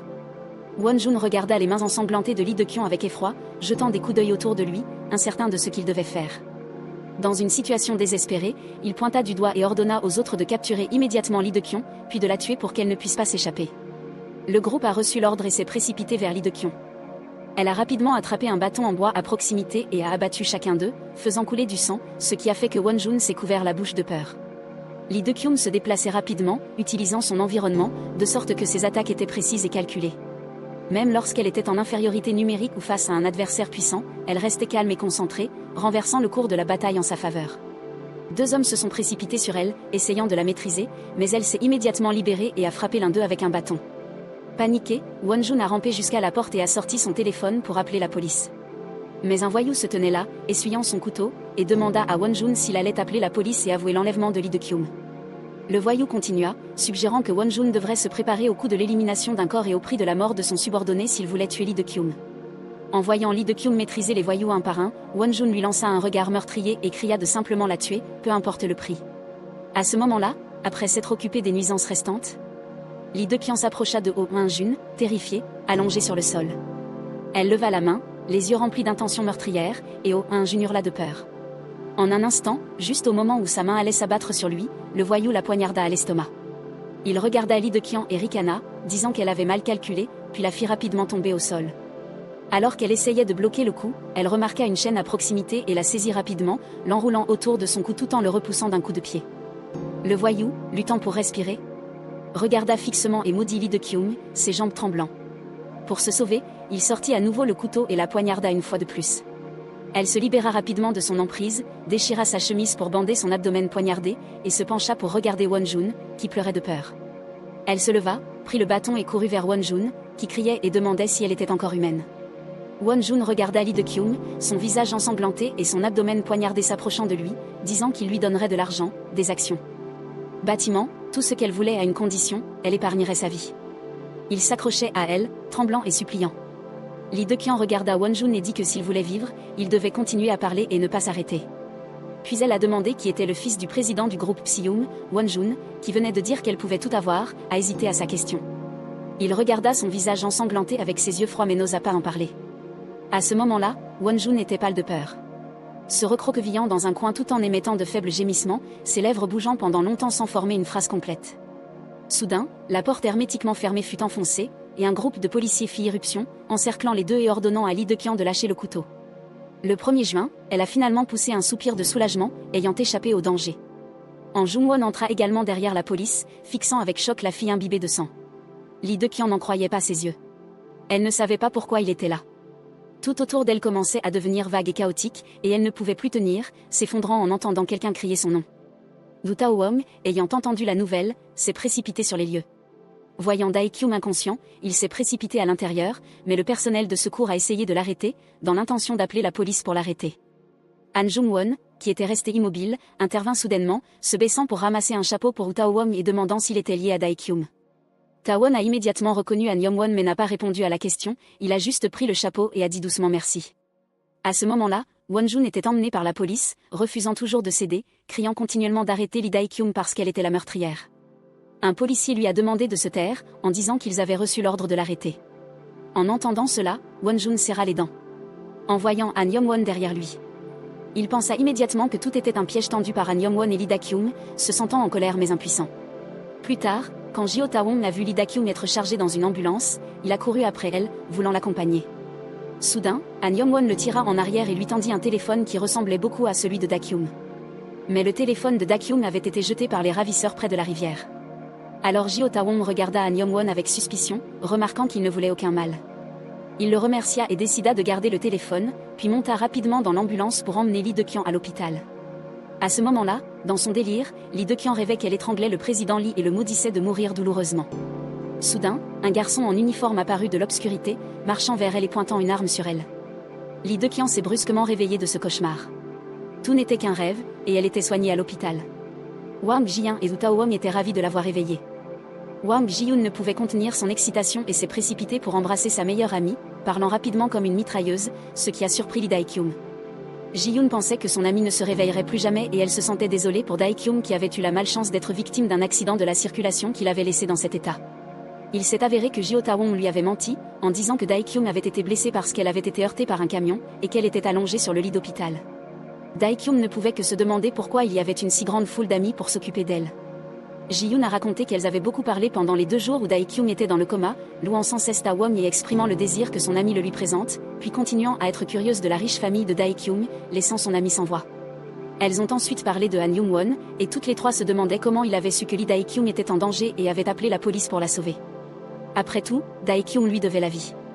Soudain, Jeo Taewon, avec une expression sérieuse, a dit qu'il devait parler à Lee Dae-kyum en privé.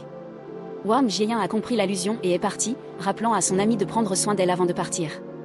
Une fois que la pièce ne contenait plus que 2, Woo Taewon a remis à Lee Dae-kyung le téléphone de la scène de l'arrestation de Won-jun et lui a dit de le regarder elle-même. Lee Dae-kyung, un peu sceptique, le prit et vit des messages de Lee Jae-young ordonnant à Won-jun de suivre ses instructions, la laissant quelque peu stupéfaite. Woo Taewon se demandait encore si le fils du président était impliqué dans cet incident lorsqu'il a vu Lee Dae-kyung rendre le téléphone. Tournant son visage loin de lui et lui disant de partir, disant qu'elle enquêterait elle-même sur cette affaire. Juste au moment où elle finissait de parler, Jeo Taewon se leva, souleva sa chemise pour révéler son abdomen pâle, pointa sa cicatrice et dit « Sérieusement, ne te décourage pas comme ça. Nous sommes une paire invincible. » Ailleurs, Lee Jae-young était assis sur un banc, vérifiant son téléphone tout en fumant une cigarette, quand Han Jung-won s'approcha et s'assit à côté de lui. Et Jung-won lui a demandé s'il attendait que Won-jun le contacte. Lee Jae-young ne voulait pas répondre.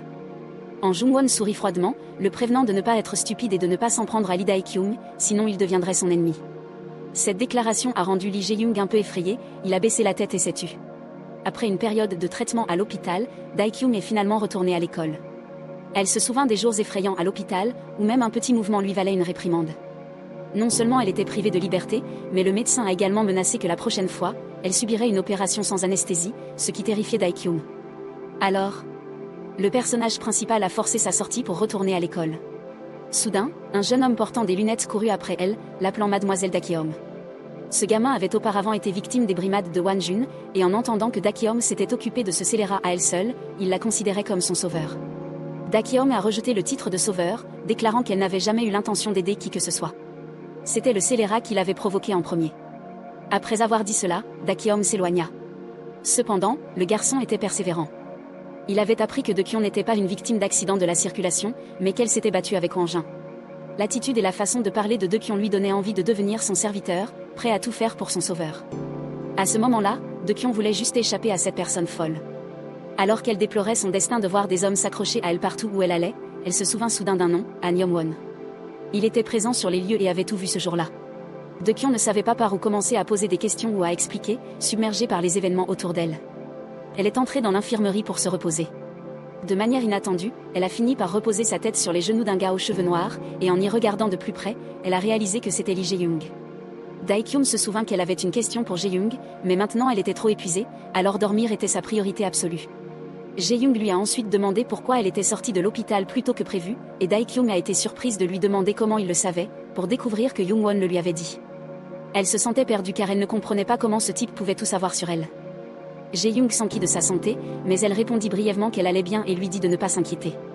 Le fils du président Lee soupira et s'excusa auprès de Dae-kyung, ce qui l'a surpris, la poussant à se redresser et à demander pourquoi. Elle soupçonnait qu'il lui avait fait quelque chose de mal, c'est pourquoi il s'excusait. Jae-young l'a nié et a justifié qu'elle avait dit cela parce qu'il n'avait pas bien géré Won-jun. Le personnage principal ne voulait pas qu'il s'excuse sans raison et a suggéré que Jae-young l'emmène chez lui pour se faire pardonner. Son audace a fait transpirer Jae-young et il a refusé. Mais ensuite, la scène a changé, et Deokyeon s'est retrouvée dans la maison de la personne qui venait de refuser catégoriquement de la laisser entrer. Elle a complimenté la maison de Jae-young, disant qu'elle était aussi grande qu'un raisin, et pourtant il y vivait seul. Pendant qu'il parlait, la gouvernante sortit chaleureusement pour accueillir son jeune maître à la maison et fut surprise qu'il ait ramené une fille à la maison pour la première fois. Jae-young, se sentant embarrassée, interrompit la gouvernante et lui demanda de préparer une assiette supplémentaire de nourriture. Après cela, elle a conduit Deokyeon à la chambre d'amis. Deokyeon, visitant la maison de Jae-young pour la première fois. Sans hésitation, elle s'allongea sur le lit à son cœur joie. Cependant, enquêter sur les indices était encore plus important que se reposer. Elle a commencé à fouiller la maison à la recherche d'informations, mais est accidentellement entrée dans la chambre de Jae-young alors qu'il se changeait. Pour empirer les choses, elle est tombée sur les abdos en tablette de chocolat du dieu masculin.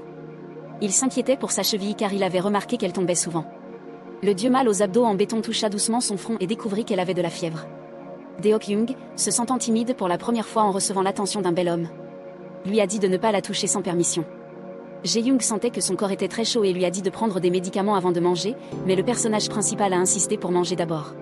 Soudain, Dae-kyung remarqua de nombreuses marques d'injection sur la main de Jae-young. Elle lui a pris la main et l'a interrogé sur les marques. Lee Jae-young a repoussé la main de Lee Dae-kyung. Il ne voulait pas lui répondre et a utilisé l'excuse de vouloir se changer pour la pousser dehors. Lee Jae-young claqua la porte, laissant Lee Dae-kyung dehors, confus quant à ce qui se passait. Elle se demandait pourquoi Lee Jae-young réagissait de manière si sensible. Serait-ce à cause de la drogue? Lee Dae-kyung pensa à Se-young, qui s'était enfoncé assez profondément dans l'industrie de la distribution de drogue, et chaque situation le ramenait à lui. Lee Dae-kyung ne savait pas si elle devait donner à ce type une chance de s'engager sur le chemin sans retour ou attendre d'avoir des preuves plus claires. Alors qu'elle était plongée dans ses pensées, la gouvernante les appela tous les deux pour le dîner. En entendant parler du dîner, Lee Dae-kyung s'est précipité immédiatement en bas. Les deux s'assirent ensemble à la table à manger. Bien que la gouvernante ne soit pas sûre si les plats convenaient au goût de Dae-kyung, elle trouvait les saveurs folles réminiscentes du paradis. La gouvernante se demandait comment Lee Jae-young et Lee Dae-kyung étaient devenus si proches, étant donné que Lee Jae-young était quelqu'un de très difficile à approcher. Les deux se sentaient un peu mal à l'aise et on niait. La gouvernante ne croyait pas à leurs paroles. Elle a suggéré qu'ils se rencontrent sérieusement et a même pensé au mariage pour avoir des enfants pour le jeune couple. Lee Dae-kyung pensait que la nourriture préparée par la gouvernante était si délicieuse qu'elle imaginait si elle se mariait. Elle apprécierait ce repas tous les jours, ce qui ne serait pas si mal.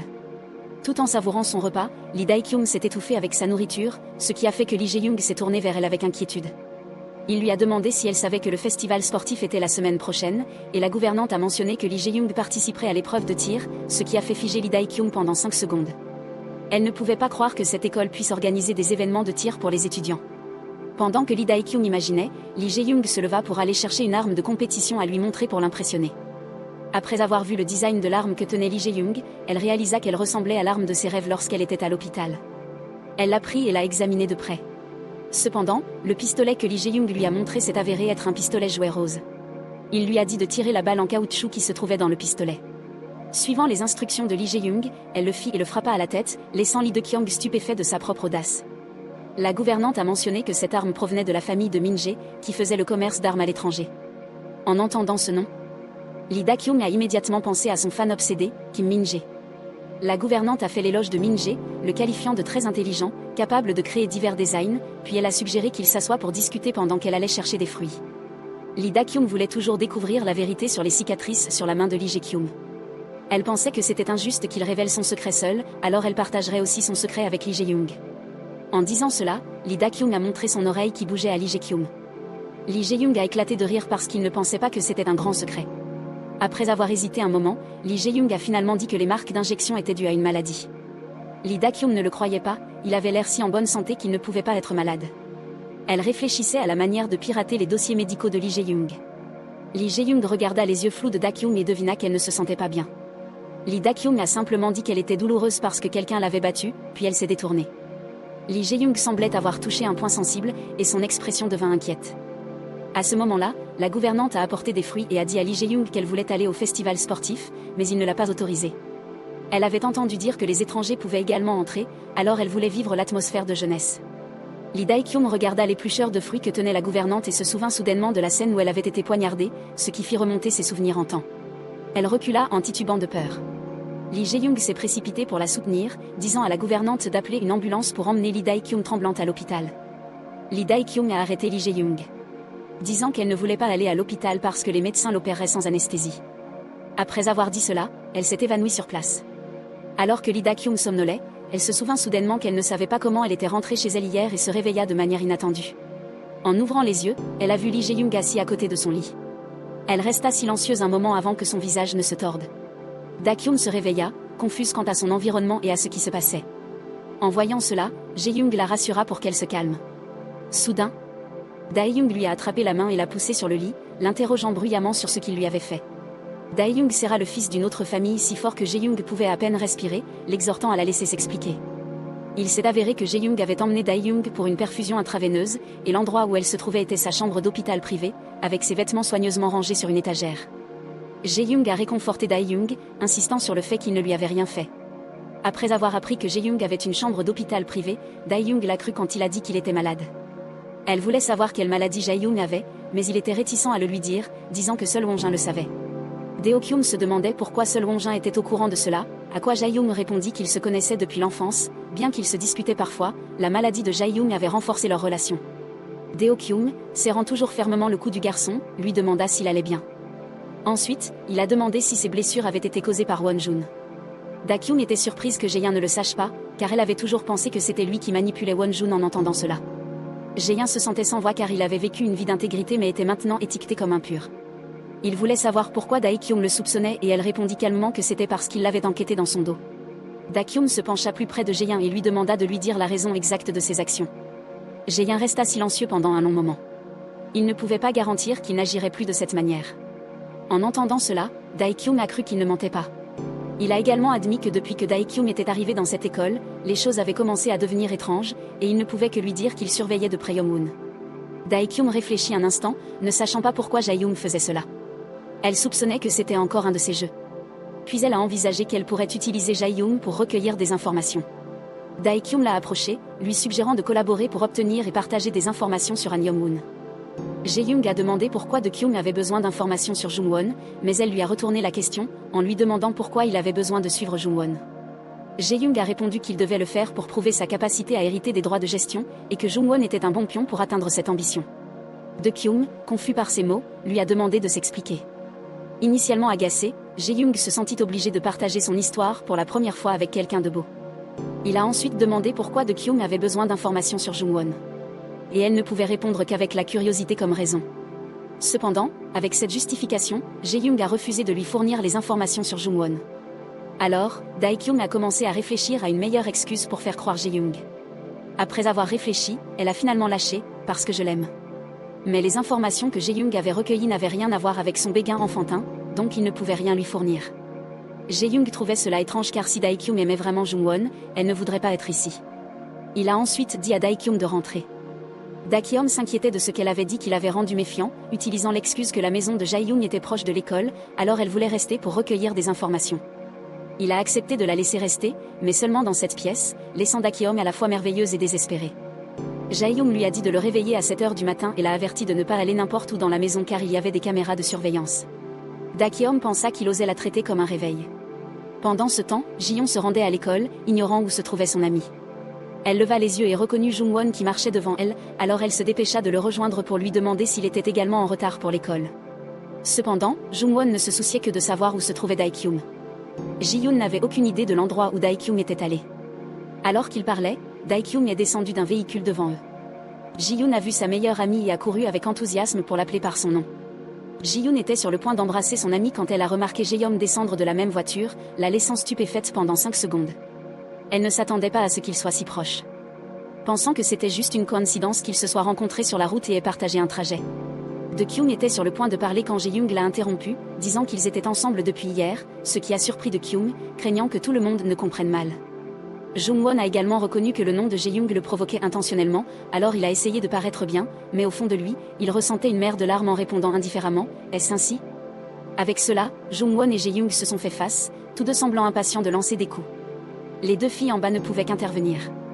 Voyant qu'elle ne pouvait pas arrêter la bagarre, Yeon a tiré Ji-kyung pour aller en classe puisque la première période était terminée. Rester plus longtemps allumerait les flammes de la haine entre les deux garçons et ruinerait leurs souvenirs. En classe, Dae-kyung était perdu dans ses pensées à propos de ce qui venait de se passer lorsque l'alerte de message de Ji-yeon interrompit son fil de pensée. Dans le message, Ji-yeon a demandé à Ji-kyung pourquoi elle restait avec Jae-yeon, mais elle a simplement répondu « Pourquoi veux-tu savoir ?» Par coïncidence, c'était aussi la question que Jae-yeon avait posée à Jung-won. Quand Jae-young lui a demandé pourquoi il était si obsédé par Da-kyung, Jung-won a simplement répondu que c'était parce qu'il l'aimait. Cependant, Jae-young soupçonnait que Jung-won avait un autre motif. En entendant cela, Jung-won s'énerva beaucoup contre Jae-young. Jae-young a conseillé à son ami de ne pas se mettre en colère comme ça, en mentionnant que lui et Da-kyung avaient échangé quelques secrets liés à son corps et à la personne que Da-kyung aimait. Quand Jung-won a entendu que quelqu'un qu'il admirait aimait quelqu'un d'autre, il a paniqué et a demandé à Jae-young de qui il s'agissait, mais Jae-young n'a pas répondu, car il ne voulait faciliter la tâche à personne d'autre. Il a dit à Jung-won de se débrouiller tout seul. Sur ces mots, Jae-young partit, laissant Jung-won debout, réfléchissant puis riant tout seul. Pendant ce temps, Da-kyung était épuisé par les questions incessantes de son ami. Elle a insisté sur le fait qu'il n'y avait rien entre elle et Jae-young. Ils ont juste dîné et parlé, mais Ji-yoon refusait de la croire. Alors que Ji-yoon continuait à harceler Kyung, Min-jae accourut en criant le nom de Kyung. Il s'approcha d'elle avec une boîte à la main, voulant la lui montrer. Da-kyung se sentait impuissante face à ce fan obsessionnel. Quand Ji-yoon lui a demandé si elle connaissait ce garçon à 4 yeux, elle a immédiatement nié. À ce moment-là, Jung-won s'approcha également, voulant parler à Da-kyung. Avec d'un côté quelqu'un qui criait le nom de Da-kyung et de l'autre quelqu'un qui l'appelait, Da-kyung n'en pouvait plus et est sorti en trombe, brisant la porte en verre de l'école, laissant les trois autres dans un état de stupéfaction incrédule. Ji-yoon pensait que son amie était devenue folle. Un moment plus tard, Da-kyung se précipita à l'infirmerie, le visage ensanglanté par le verre. Elle a demandé un bandage à l'infirmière. Quand on lui a demandé comment elle s'était retrouvée dans cet état, Dae-kyung n'a pu que mentir en disant qu'elle était tombée dans les escaliers. L'infirmière a insisté pour que Dae-kyung aille à l'hôpital, mais cette fille têtue a refusé d'écouter qui que ce soit. Jae-young, qui avait tout écouté derrière, s'approcha pour vérifier la cheville de Dae-kyung et dit à l'infirmière de le laisser s'en occuper puisqu'il était ami avec Dae-kyung. Jae-young ne comprenait pas pourquoi elle se blessait toujours, et Dae-kyung a mis ça sur le compte de sa mauvaise chance. Ensuite, Dae-kyung a dit à Jae-young qu'elle participerait à l'épreuve de tir au festival sportif de l'école. Elle a dit qu'elle voulait le faire tomber elle-même. Dae-kyung a également avoué qu'être avec Jae-young était le moment le plus confortable parce qu'elle n'avait pas besoin de dire grand-chose, tout était paisible. En entendant les mots de Dae-kyung, le visage de Jae-young est devenu rouge de gêne. Pendant ce temps, Won-jun se cachait dans une pièce, secoué par les conséquences de l'incident de l'enlèvement, lorsqu'un homme mystérieux entra, le faisant sursauter de peur, appelant à plusieurs reprises la sécurité. L'homme le rassura et lui tendit une carte de visite. Won-jun pâlit en voyant la carte, s'agenouillant devant l'homme. Il voulait interroger Won-jun sur les informations de Dae-young, se penchant près de lui pour entendre ce que Dae-young avait dit. Young-won ouvrit la porte de son appartement en entendant la sonnette, révélant Lee Dae-kyung. Il l'avait invité parce qu'il voulait parler. Ils s'assirent, et Young-won lui tendit une petite boîte. Curieuse, Dae-kyung l'ouvrit et y trouva un pistolet noir gravé à son nom. C'était le pistolet que Kim Min-jae avait préparé pour elle et qu'il avait demandé à Young-won de livrer. Toujours surprise par le cadeau, Da-kyung fut prise de court lorsque Jung-won lui prit soudainement la main et se lamenta qu'elle ne parlait intimement qu'avec Lee Jae-young, même s'il était clairement plus proche d'elle. Da-kyung se sentit troublée, se demandant si c'était parce qu'elle avait mentionné à Jae-young qu'elle aimait quelqu'un d'autre. Elle a rapidement nié, mais Jung-won l'a interrompue avec une remarque étrange selon laquelle il connaissait son secret. Les yeux de Da-kyung s'écarquillèrent de choc lorsqu'il brandit une photo de sa mère, la même photo que Won-jun avait utilisée pour la menacer cette nuit fatidique. Elle tendit la main pour le reprendre, mais Jung-won refusa, disant qu'il l'avait trouvé avec le téléphone de Won-jun sur les lieux. Se mordant la lèvre, Dae-kyung se sentait tendu, réalisant que Young-won en savait trop. Il se pencha en arrière, souriant avec suffisance, et demanda si elle commençait à le considérer maintenant. Dae-kyung, en colère, serra les dents et l'accusa de la menacer, mais Young-won caressa doucement son visage, affirmant qu'il l'aimait et ne ferait jamais une telle chose. Dae-kyung, irrité, repoussa sa main et se leva, se demandant comment il pouvait encore l'aimer après l'avoir vu tuer quelqu'un. Il répondit calmement qu'il le méritait. Cela n'a fait qu'attiser la colère de Da-kyung alors qu'elle criait, demandant pourquoi il savait toujours tout, y compris son enlèvement et comment la retrouver. Qui était-il exactement ? Au lieu de répondre, Jung-won a changé de sujet, disant qu'il avait une bonne intuition et qu'il savait qu'elle était déchirée entre le fait de le tuer ou non, ainsi que son mensonge sur le fait d'aimer quelqu'un d'autre. Pourtant, il était curieux de savoir si cette personne était lui. Se penchant plus près d'elle, Deokyeon ne répondit pas, fixant ses yeux qui semblaient la transpercer. Puis elle se détourna, admettant qu'il connaissait effectivement son secret et proposa un échange secret. Un moment plus tard, Jung-won a montré à Dae-kyum une cicatrice de blessure par balle sur sa cuisse, expliquant que son père le détestait tellement qu'il voulait le tuer. Soudain, Dae-kyum se souvint de la photo précédente et lâcha que son père était mort il y a 18 ans. Réalisant ce qu'elle venait de dire, elle se couvrit rapidement la bouche, paniquée par sa propre imprudence. Jung-won la regarda calmement et dit qu'il était heureux qu'elle se soucie suffisamment de lui pour enquêter. Puis il a avoué que l'histoire de son père était un mensonge. Celui qui lui avait tout pris était. C'est la fin de cette vidéo, n'oublie surtout pas de t'abonner, liker, commenter, partager. On se retrouve très bientôt pour une prochaine vidéo. Merci.